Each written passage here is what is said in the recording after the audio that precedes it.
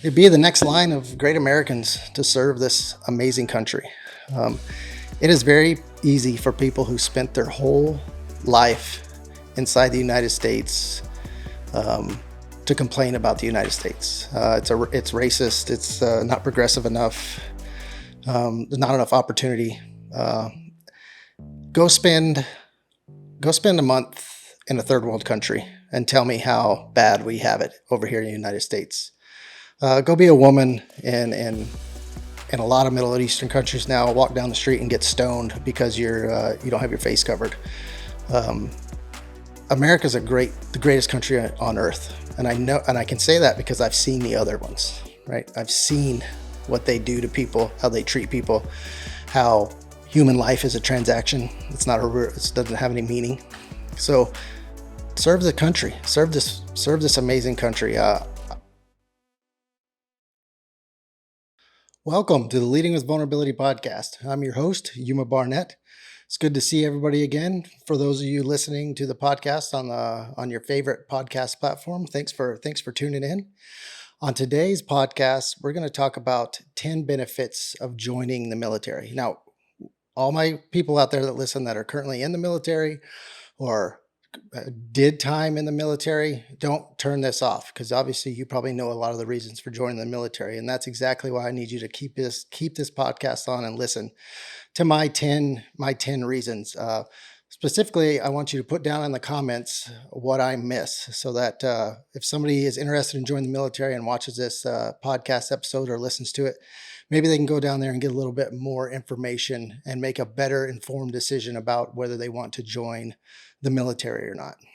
For those of you who are just tuning into this podcast and are curious about what the 10 reasons of joining the military are and who I am, who am I to give you these 10 reasons? Well, you guys heard me. My name is Yuma Barnett. I spent just over 20 years in the United States Army, most of that time in the 75th Ranger Regiment, and I just retired this last May. And since my retirement, I've had quite a few talks, messages, emails, and conversations with people interested in joining the military, wondering why they should join the military, wondering what they can do in the military. And I know, maybe you don't know, the military as a whole right now is having a little bit of a recruiting problem, retention problem.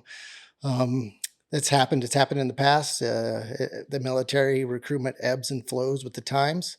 But I think a lot of people that would be very successful in the military and would enjoy the military are not choosing that route, which is fine. But maybe I can help them make a more informed decision, or we can make them make a more informed decision and decide to join the military. Like I said, I'm going to cover 10 reasons. They're not in numerical order, 10 to 1. They're in really no specific order. I'm just starting at number 10 and gonna go from there and just give you some of my perspective after spending 20 plus years in the Army. Although it was the Army, this list that I'm going to give you transcends services and will be good information for anybody, and also good information for a parent or a wife or a husband, a daughter, if they got family members joining the military and are curious about some of the benefits that come along, and some of the reasons that I think joining the military is still a very honorable and noble cause, and a pretty good living if you get in there and do things right. So without further ado, let's get right into it with number 10. Number 10, I think, is a very important one, and I know it was important for me. Joining the military allows you some time to grow and mature if you're unsure what you want to do in your life. Now, somebody's probably thinking it's a pretty mature choice to raise your hand and say you'll join the military and potentially go to war and fight for your country. Yes, that's true, but the military is a way to go sample something for 4 years, or in my case, 20 years, to see if you like it or not. You could try a career field that you're interested in on the civilian side, in the military side, and maybe get better benefits with it, better pay with it, and get a better understanding of what you want to do. So, like me, I grew up in a small town, Quemado, New Mexico. So joining the military was a way for me to get out of Quemado. College wasn't for me, coming straight out of high school.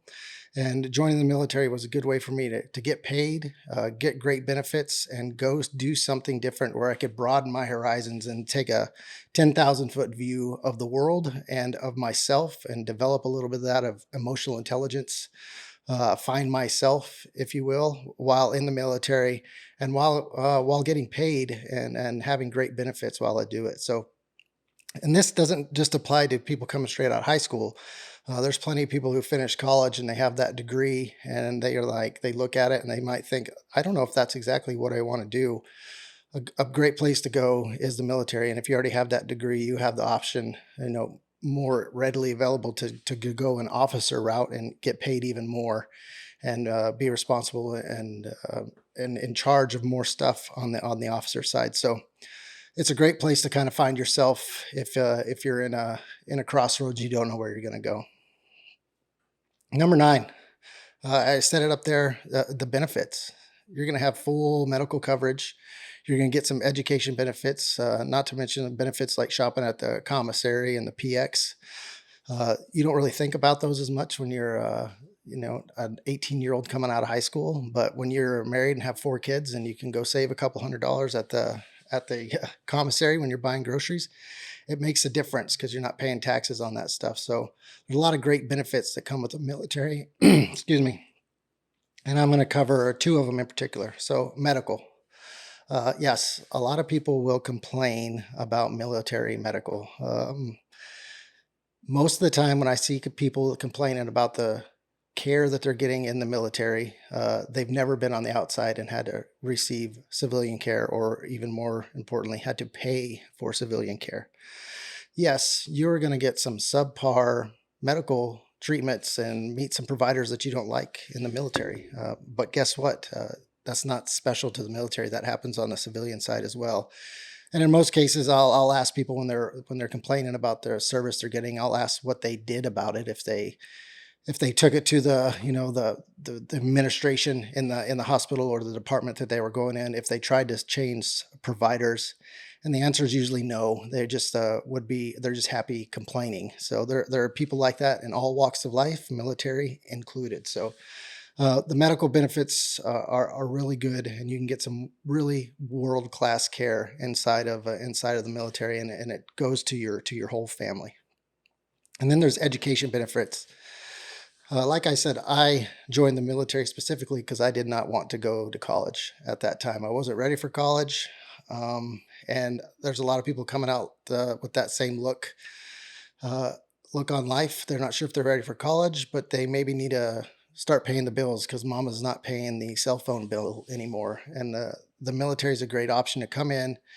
You get college benefits that you can use while you're in the military, tuitions assistance, so you could knock out your degrees while in the military, not even using your GI Bill that you'll get. You're just using Army money that's set aside to help you get an education. So you could go through and get a bachelor's degree, a master's degree. The military would pay for it. And then you could get out of the military, still have your GI Bill to either pass on to your kids or to use for more education on the civilian side. So if you leverage it right, if you leverage it the opposite way I did, I waited till 17 years in.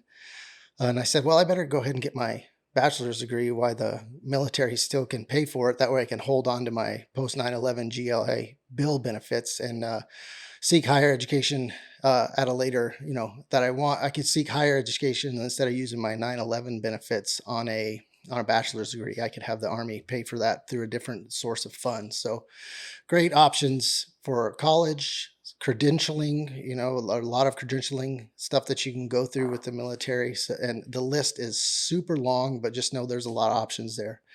And then the secondary part of the education in the military that I think is sometimes looked over is your actual career field education. So as soon as you come in service and you sign into that basic training post there, you're going to start getting a military paycheck. That doesn't happen when you go sign into your college institution. You pay them to get the training, whereas the military pays you and gives you the training. So if you came in to be a mechanic, you're in the Army, you're a mechanic, you're in the mechanic schoolhouse, the mechanic course, getting paid and trained how to be a heavy wheeled mechanic or a light wheel mechanic. Or if you want to go in the more tech route, you can go and do the computer sciences fields in the military, get paid your military wage, get trained with some of the best training that's out there, some of the same training that your civilian counterparts are paying to get done. And like I said, all the while, that's another type of education. And then it goes along with that is just a leadership acumen that you're going to get in the military that you can carry with you outside of service. So education is a big part of the military. Everybody just thinks about the college benefits, but remember, every pay grade that you make in the military, every school that you go to is an education as well, and you're getting paid to do a lot of that stuff. So great benefits for joining the military, and there's numerous other benefits out there. I'd be curious if somebody else has leveraged some benefits from the military to help them. Just please leave it down there in the comments so somebody can see it. Now, this is probably what every recruiter tells you that I have as number 8 here is travel, see the world. You can go places and see things that were previously inaccessible to you. Growing up in Pie Town, New Mexico, and going to high school in Quemado, New Mexico, I didn't travel the globe a whole lot. We didn't have an endless amount of funds to where I did a lot of summer trips abroad. Now, granted, in the military, some of your summer trips abroad are to places that are, less than ideal, I'll say.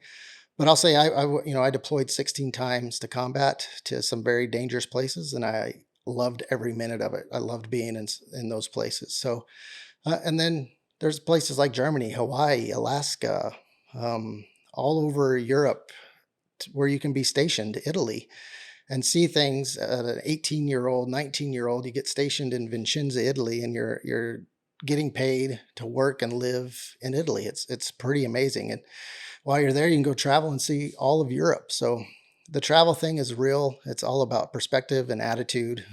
I can find some great stuff in the worst places, and it just makes you a better person. It makes you more broad, and it goes overall to that education of yourself and building your own emotional intelligence and who you are. It just makes you more diverse, and you can definitely get some traveling in.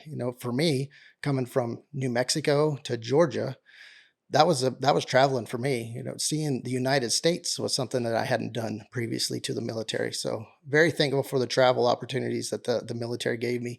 Even though I spent almost all of my career in Georgia, I did have one duty station where I lived in Sydney, Australia for 2 years with my family, and actually had a daughter while I was over there. Something that I would most likely never have happened if I would have went straight into a civilian field after high school or college. So take advantage of that travel while you're young, and while somebody else is paying for it, frankly. Number 7, you can get exposure to a lot of different career fields.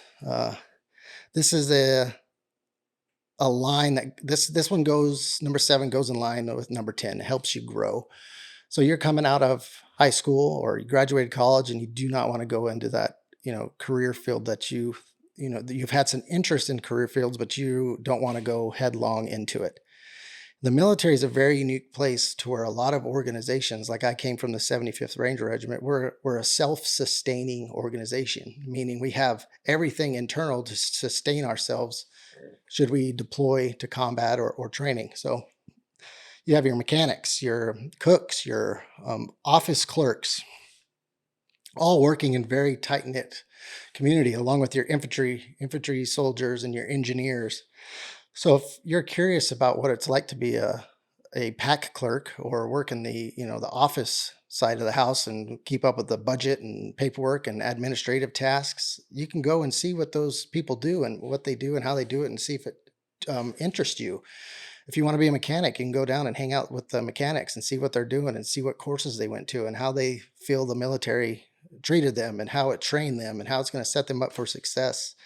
You can't do that in a lot of other positions. You can't just walk 2 buildings down, be at a whole different juncture, a whole different career field, and talk to people.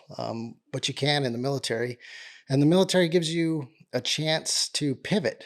So I knew a lot of people that came in as Ranger infantry guys and gals. They did their first 2 to 4 years, and then they switched jobs. They went to be computer techs. They went to be communications techs, mechanics. Someone went to the administrative side.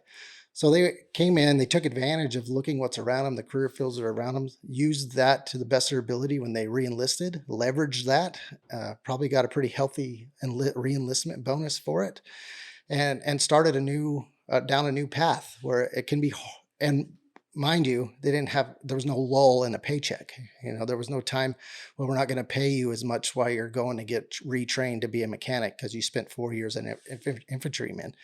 No, you're going to get paid your E5, E6, whatever pay grade you are, no matter what career field you are, and if you're switching and what you're doing. So you have a lot of opportunity to, again, just mature and see things, and the ability to pivot and do stuff is something that I think is very unique to the military, while still holding on to every benefit and every dollar that you have there. Number 6, the military is a great place to start over or turn your life around, to get out of the rut that you're stuck in.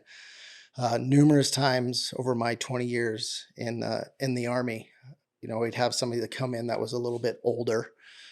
If you've watched this podcast and listened to it, you saw Brian Marks on here. He didn't come in until his late 40s, and he's in his 50s now. You can get out of a situation and do something with it if you're somebody who grew up in a bad neighborhood. Maybe sports you thought was your only way out. I kind of thought that was my only way out of New Mexico was basketball. It could have been, but I chose the military over it because I wanted to play basketball, but I didn't want to have to study to do it. So the military was a way for me to get out. I know people who've came into the military who've been in massive debt medically, or family members or a spouse has cancer and hasn't been able to get treatment, and they came into the military and they got treatment for their significant other and their spouse and their kids. So as long as you don't have an extensive criminal record, and you're just kind of stuck in a rut, stuck in a hard spot, stuck in a job that you absolutely hate and you don't see any way out of it, but you can't take a step back, you don't want to lose benefits because you're getting benefits, you can research the military. Depending on what your education level is, you can maybe come in as a lieutenant and you're making pretty good pay there. You're getting all the benefits. You're getting a housing allowance, getting food allowance. You get a house on base, which are, they're not the greatest. I've lived in them, but they're definitely not the worst. So it's a great place to hit the reset button if you need to. If life hasn't gone the way you wanted, the military is a great way to turn yourself around. One that I always kind of looked at, and you might think it's silly, for my number 5 is you get paid to work out and stay in shape and lift weights and do things. And I'll say it, I said it a minute ago, everything in life is about perspective and attitude. Sure, there are plenty of service members, plenty of Rangers that I served with they just complain. I hate that I have to get up at 5:30 in the morning, be in formation, and by 6:30 I'm doing a 5-mile run or working out. Yeah, but you're getting paid to do that. It's part of your job description to stay in shape. There's world-class facilities at some of these installations provided for you to stay in shape and top physical health. It's just all about perspective and the way you look at it. If you get up every morning saying, I have to go do physical training this morning, versus if you get up and say, I get to go do physical training this morning, it's you can approach it better, approach it with a different attitude. It makes all the difference in the world. And just I had a misconception when I was, a younger in the military. I wasn't always a fan of getting up early and going and working out until I changed my perspective. But if you're married, I'm married. I have 4 kids, all in school. My wife works. We're up at 6 in the morning, feeding the kids, getting them out of the house. I go to work. Kate goes to work. We don't get home till 4:30 or 5. The last thing I'm wanting to do at 4:30 or 5 or later, if we had softball or baseball or football practice, is go hit the garage gym. So guess what time? I've been retired for a year. Guess what time's the best time for me to work out? It's 5 a.m. Up at 5 a.m. out in the garage working out. So life is just going to kind of shape it that way. And again, in the military, about perspective, you can get paid to work out. So pretty good. There's not a lot of places where you get paid to work out. But it's one of the benefits of being in the military. Number four, you get to surround yourself with like-minded people. So only 1% of the U.S. population serves in the military. You'll be part of that 1%. So you're in a funnel. You're in a filter. It's filtered down. There's only 1%. Sure, there's a lot. There's a lot of um, I'll say turds in the military, right? I haven't been a civilian for that long, but I have a lot of civilian friends. There's a lot more turds in that civilian pool. So you're part of that 1% that joined. And if you join a special operations enterprise, you're filtered down even more with more people that are like-minded, hard workers. So you're just going to be in a community of people that it's hard to replicate on the civilian side because of a lot of reasons. But being part of that is pretty amazing to go through challenges with people and do things. That's the difference between the civilian side. They don't all your office administrators, when they show up to work at 9 in the morning and they're going through and they're updating whatever they update on the office administration side and the human resources side, updating HR metrics. Um, they didn't just do a obstacle course together early that morning or do a 5 mile run, or they're not going to the shooting range that afternoon to shoot targets. Where in the military, you get to do some different things with your coworkers where you really get to know them on a different level. And it just creates a bond that is unlike any other bond. I will say that us military folks, us Rangers in specific, a lot of us, we're really bad about keeping in touch with each other. But I will say, um, years had gone by at one point, and I ran into somebody on a training event that I went to basic training with. This is probably 14 years after we saw one another, and we were pretty close in basic training. Um, we bumped into each other, and it was like we'd never missed a beat in that 14 years. We had been through the same thing, the same hardships together early. So we had a bond that was, like I said, unlike any other. And anybody out there who's played sports and been on one of those teams, that's what it's like being in the military. And there's going to be bad teams, and there's going to be bad coaches and bad leaders, and there's going to be great ones. But um, it's a unique place to surround yourself with people that are in the same mindset as you are. Number three, kind of a strange one. You might not think about it a lot. Is time off. Now, when I say time off, yes, in the military, you're going to work some long, odd hours. All those deployments when I deploy for 4 to 6 months, especially later in my career, I was working 16, 18 hours a day, right? 7 days a week. There are some weird times when you're back stateside when you got training and this and that. But I will tell you, in the military, as I grew up in the military and knew more people on civilian side and was in the military, I had more 3-day weekends and 4-day weekends than those people ever had. And yes, it was a way to make up for all the time that I had missed, but I was able to take advantage of those 3 and 4-day weekends and do things either on my own or with my family that you just don't get on the outside. I'll share a quick story about the time off. So I grew up, as I said, in New Mexico. Grew up on a ranch, cattle ranch, and um, weekends, time off, even holidays don't really mean a whole lot in the ranching industry. It's just kind of you work when there needs to be work done, and that can be any hour of the day and any day of the week. So when I was in the military and I graduated from basic training, I was in airborne school holdover here at Fort Benning. And I had about a 4-week holdover before I was going to start airborne school. So we were in a limbo. Well, we weren't in airborne school. We weren't basic trainees anymore. So we were just in the holdover barracks over there on Sand Hill, which is where the infantry basic training takes place.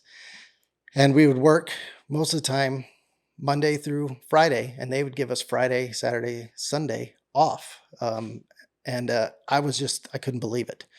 I remember the first time the drill sergeants said it to us. They said, okay, it was like Thursday at 3 p.m. We were done doing whatever we had to do. They said, they gave us a safety brief and said, we will see, you can stay in the barracks, you can stay in a hotel downtown, and we'll see you guys Monday at 06 formation.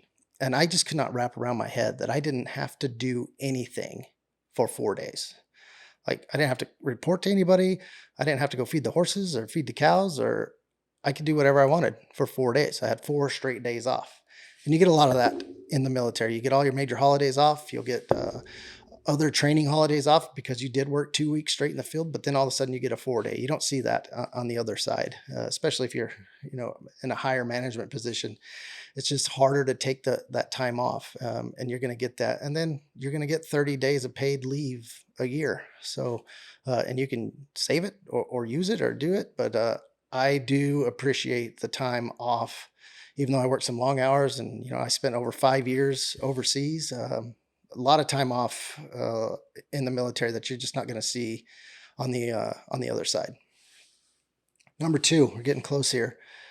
Early retirement. And so, yes, things have changed since they switched over to the blended retirement system, and I'm not as smart on all the changes as I once was because I didn't opt for the blended retirement system. But I will say, even with the blended retirement system, there are ways to leverage it to retire early and still do okay. Now, I retired as an E8. There was one more above me, E9. I retired as an E8. I got 50% of my base pay, which you're not living off of, right? So that early retirement, the word retirement is not really correct. It's early transition into a next career, most likely. But you're going to be getting a supplemental income every month from that military service, and it's when you're talking about a supplemental income, it's pretty good. So leverage it right, save some money right, do everything probably that I didn't do for the first 17 years. And you can really set yourself up for a good early retirement. And say you do 25 years and you're adding that 2.5% onto that, at 20 years, you retire at 50%.